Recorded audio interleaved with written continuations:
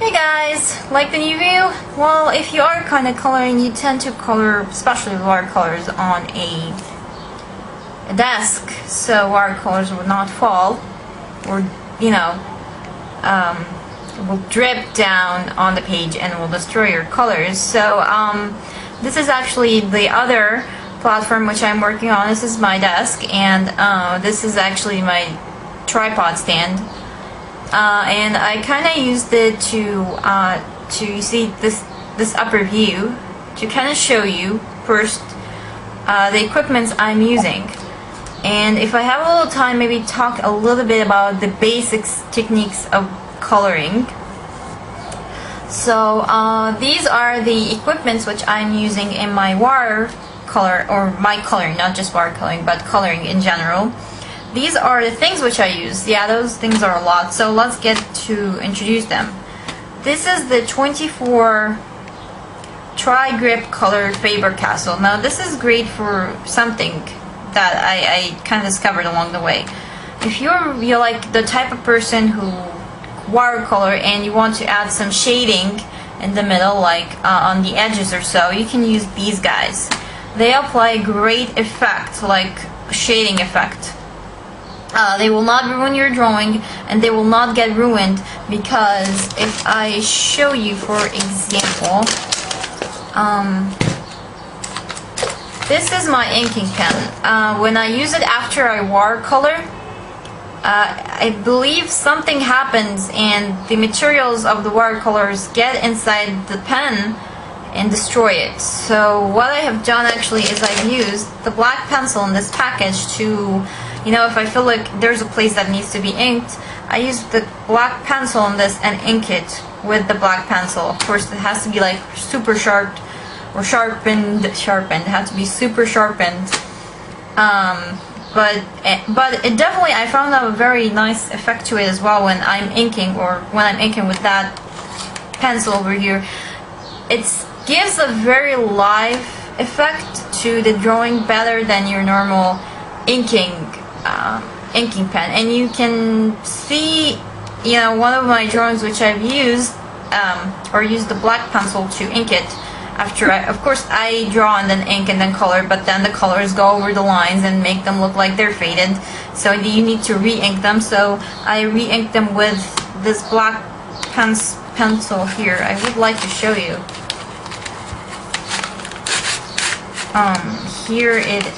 Here's the black pencil which I've used to re-ink. You can see that in my Renoir drawing, the one with the digital art drawing, which I did on my DeviantArt. The Renoir in the sky. Like, see that drawing, and it's re-inked with this black pencil, and it does give it a very nice and live, I guess, look in some sort of sense. Okay, moving on to my other stuff, which is, this is a 24 Deck Robin, I'm not sure, but this is actually 24 watercolors. Now, I've used them a lot, as you can see, and it's super cool because it also have a white gouache here. White, I'm not sure if this is, it's not very much, as you can see here, this is another white gouache color. And it's super cool because it's very small in size. You get to put this over that and close it, and that's your package. Then this one is called C&D. I'm not sure what this stands up for, but this is actually 22 colors, and also has been used quite a lot. And finally, this Joby. This is 24. Also, again, it's used quite a lot. Now, these colors may seem to be very close to each other, but life stands, they're not the exact same.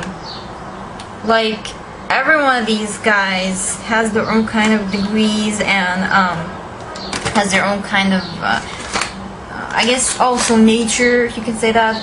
But, it kind of gives you more coloring range than just having one package in some sort of sense. And let's see. Now, I've talked about this a lot of times. The Faber-Castell 48 watercolor pencils. I'm opening it so you can see how it looks inside. It really is great. I love these guys. I've been using them for the past couple of 2 years, you can say that. Comes with a little sharpener over here. And it's incredible. And it also comes with its own brush.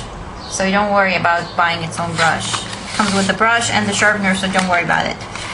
And finally, this is the Faber-Castell 36 colored pencils. Now, let me tell you while I'm using this and that. I mean, both of them, they do seem to have to be exactly like, if you're using this as well as pencil colors, they will give you definitely the same results as this watercolors, or this pencil colors. But there's a difference. When you add water to these colors, they give you different texture, they give you different color than this. So you can combine this with this to create new kind of combinations. So these are the colors which I'm using. Quite a bunch, and yeah, it's quite old actually. Some of these colors I had since like 2 or 3 years now. But these guys are definitely incredible. I love them a lot. So these are the stuff which I am kind of using, as you can see. Now I would like to go ahead to introduce you to my brushes.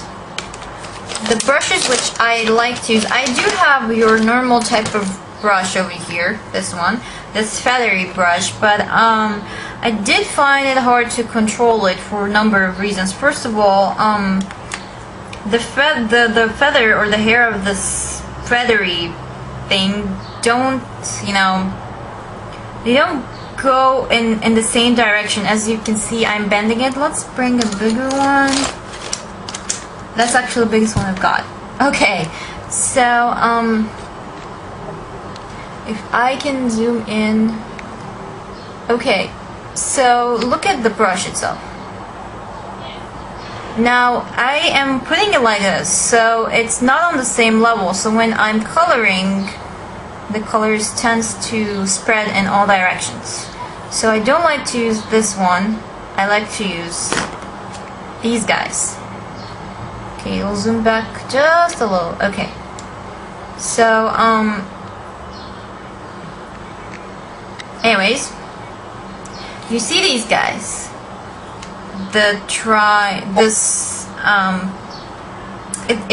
As you can see, they kind of I guess you would call them in the same line, or they work in the same line. So what I mean is, right, here we go. This is your feathery brush, and this is your normal type of, or this is the brush I like to use. So when you are coloring it, the colors tend to come in the same line, so it makes it easy to control the colorings in a lot of ways. It's also great because look at it like here.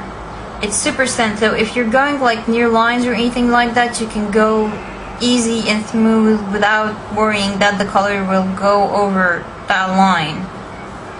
So in other words, I like this one because it's easier to control the colors. It does not spread the colors all over, and it makes drawing super much easy. But this one is just way too hard to control colors. I did use it before and it kind of destroyed my drawing. But I did use that in one of my very most popular pictures, which is my, let's see, the girl who had like 5 colors in her hair. It was my advertising project. She had a background that was colored pink and violet. I used these guys to kind of color them with different thickness. Like this is not the only one. I have like all of them. This is 1, 2, 3, 4, 5. Actually I have 6 different lengths over here, and they're all like this. So yeah. So this is kind of the things which I'm using in my coloring. Since I'm running out of time, I won't be able to kind of give you like a lot of tips, I guess.